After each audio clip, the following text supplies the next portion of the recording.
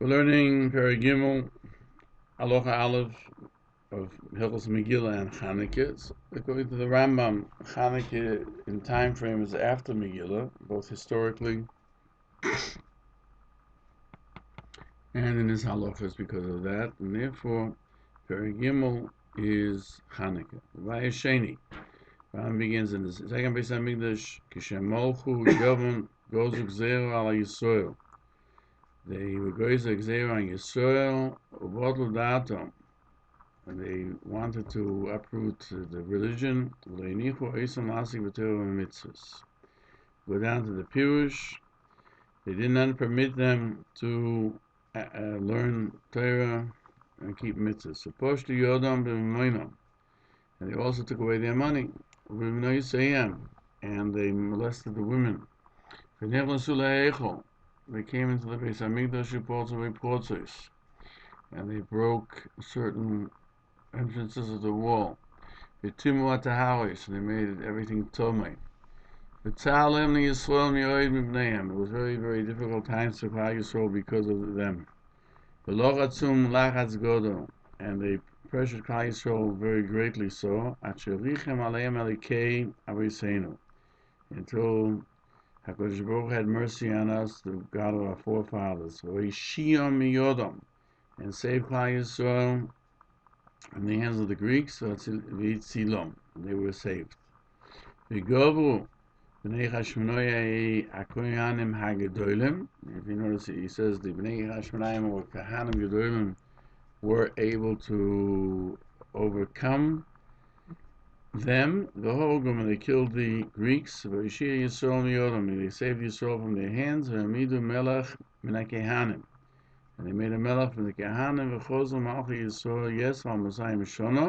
And thus there was something called Malchi Yisrael. He doesn't call it Malchi Yehuda, I guess because it wasn't from Zerah Yehuda Melech. Yes, more than 200 years until the destruction of the second temple.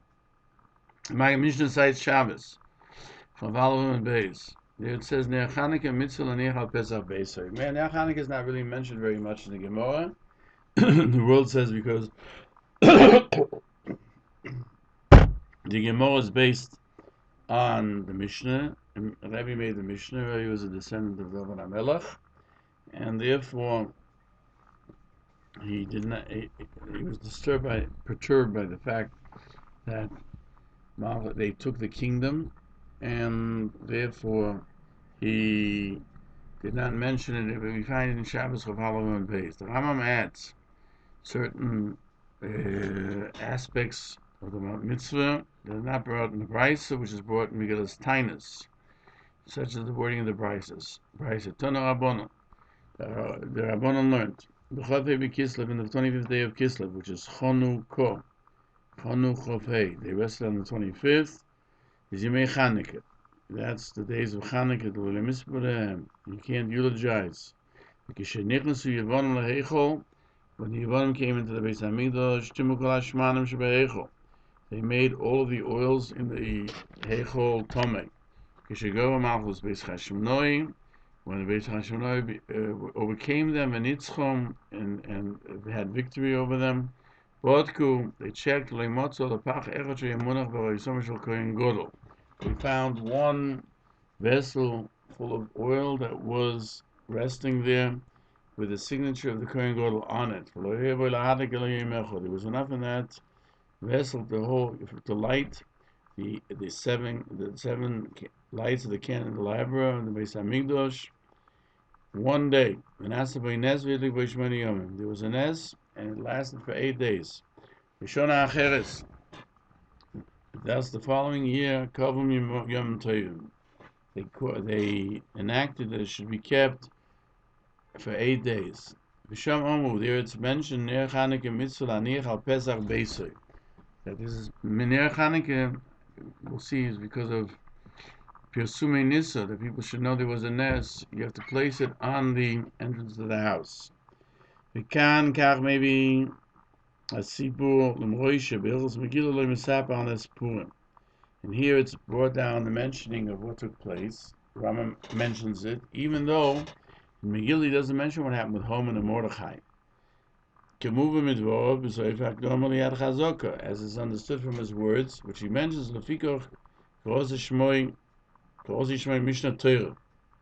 I call it a repetition of Torah,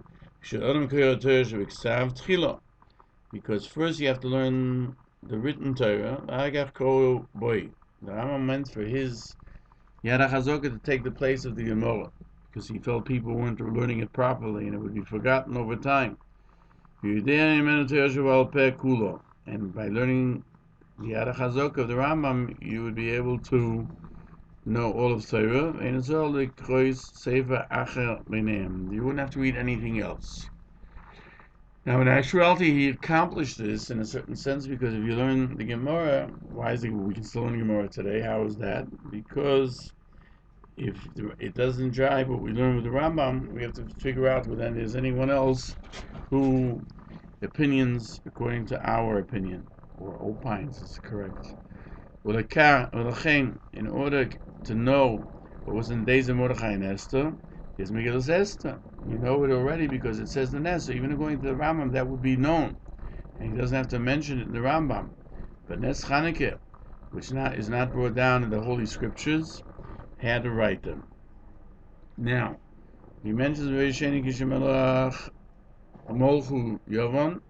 When Yovan was king, became rulers over Israel. This was at the beginning of the second Beis Hamikdash for the first approximately 200 years after Persia. It was Yovan. Ubitlu da'atam. They made edicts and they not permit religion, the Jewish religion, to be kept, and they didn't let them do Torah mitzvahs. It's not mentioned in the Brisa. Reb Chaim Kanievsky Shlita cites Medrash Chanukah. They go to Gezeres al Yisrael, like in Bereshis Rabbah. The Medrash Rabbah says, on the words that we find at the beginning of creation, that there was tohu vavohu, oblivion and mixture and darkness on the face of the entire depths. Choshech, the Medrash says, is a remez l'malchus Yovan. It's a hint at an malchus Yovan she'achshecha eni Yisrael v'gzeirosav, that they darkened the eyes of Yisrael with their edicts. She'omer lehem, he told them, kizu lochem al keren hashoyer, right on the horn of a cow. She'en lachem chelek v'dekei Yisrael. They do not have a portion, there's nothing to do, chas v'sholom, with Hashem. Ubitlu datom, and they tried to nullify their religion. They did not lead them learn Torah mitzvahs.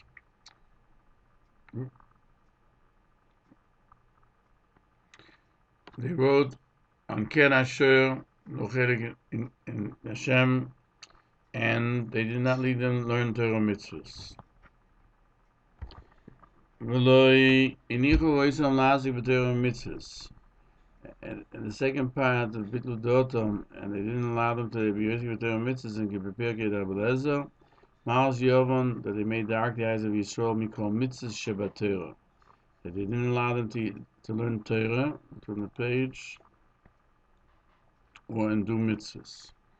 The Oilers of Ephraim cites that the Medrash, they were Vatal Kiddush HaChodesh.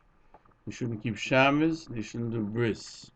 So it's interesting, when I will see it later in the Peirush here also, that the world says in Hanukkah you find all these things. You have Rosh Chodesh, and you have a Shabbos in 8 days, and you also have the concept of 8 days, which is bris.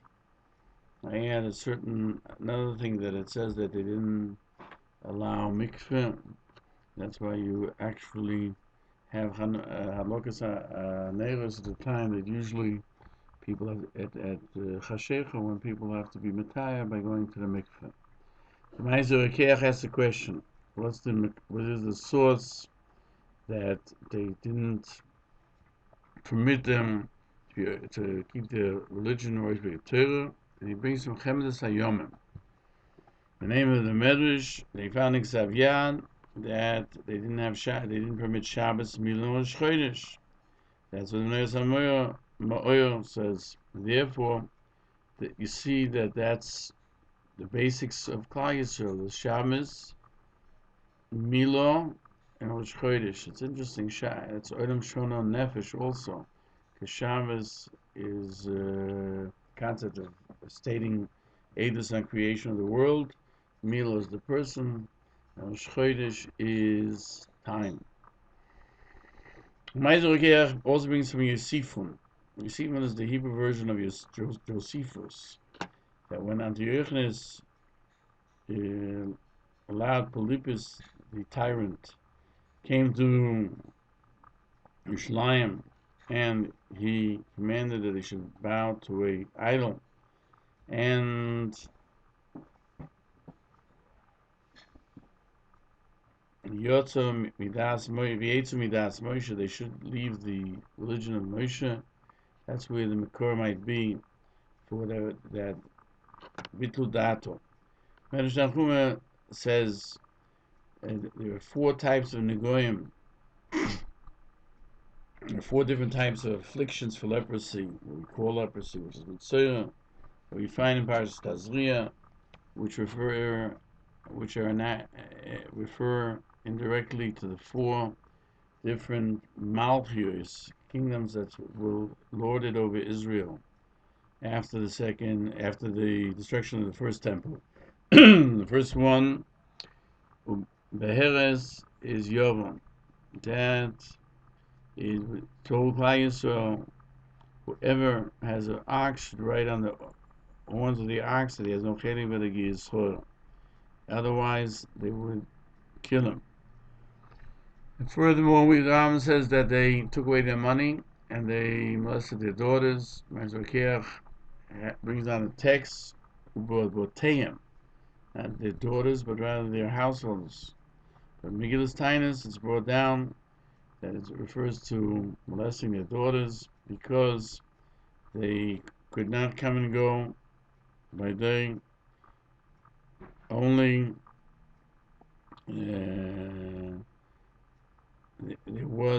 they had guards in the cities to torment any bride who was engaged, and they did not permit Klal Yisrael to have happiness with their wives. This was done obviously by the Greeks, but it's found in the Torah that this was going to happen. Isha Teores, that if we don't keep the Torah, a person will become engaged to a woman, and another man will take her. None of the women of Bnei Yisrael didn't want to get married because of this problem. So therefore, they did it quietly so that the guards won't know, that only when they put on a light, they knew there's a Simchas Chosin Mekalo. One daughter was there, and this is not usually known. And when it came time to get married, the soldiers arrived to be matame her, as we find in Subis 32b, that this was something that was carried on throughout the Middle Ages as well by the noblemen, so to speak, of Europe, that they would first have relations with anyone who got married from below, and they didn't permit the nobleman to live with her, and that's when Matisyahu Bonov rebelled against the Greeks, and HaKadosh Baruch Hu gave the Greeks over to the hands of Matisyahu, and the day that they were able to nullify the edicts of the Greeks, they made Yontif. It doesn't say clearly. Maybe it means since they had the ability to lord it over a person's bodies, certainly they could take away their money, or there's something else that we don't find in those who explain the Rambam's sources, because the Rambam had sources for everything that he wrote. Some of them have been lost. Then we find Hilchos Chanukah. They went into the Beis Hamikdash and they made they broke open entrances and they caused things to become impure. Like in the Bryce in Shabbos, Shetimu kol hashmanim shebe'echo. They made it tamei all the oil that was found in the echo. But here he mentions that they also broke openings. Peirush HaMeir cites Masechta Midas that within the outer wall of the Har HaBayis there was a smaller wall, which was made specially. It wasn't a wall of. It was like a picket fence, or that picket fence with lattice work that you could see through, and that was 10 tefachim high. The purpose was that a goy wasn't allowed to go beyond that point. And they made 13 breaks in that, and Machon Nesher did that. And there it explains that this was the inner one, but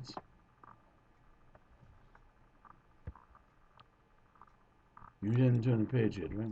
No. But from his language, it would seem that they did it in the Heichel, not only in the outer walls, but beyond the Azor, but in the Heichel itself. Now we continue with Timah towers. They made the towers. The Tzavos Maneach. How questions? How did they do it? And technically, Tosfos talks about it that maybe they had a din of Zov already at that time, and they were goyim and goyim that they have a din of Zov, and therefore Zov, even if he moves something, even if it doesn't open it, it becomes tummy. V'tzalem Yod Yisrael Mipneihem, and Klal Yisrael were in great torment because of them. As we find in Megillas Taanis, the Machon Nesher tormented Klal Yisrael. The Lochs and Lahas Godo, and they pressured them. Atcherichem aleim alekei aviseinu, to Kodesh Baruch Hu had Rachmanos, and he saved them from their hands, and we had salvation. And Bnei Chashmonai Kohanim Gedolim, they had the upper hand and killed their enemies. In the Megillah, in 11, it's brought down a brayso in Masechta Megillah. On the posuk le'me'astem le'ge'altem la'chaloisen la'fabrisi itom. And the posuk in Vayikra that says, even though HaKadosh Baruch Hu punishes us, He does not detest us or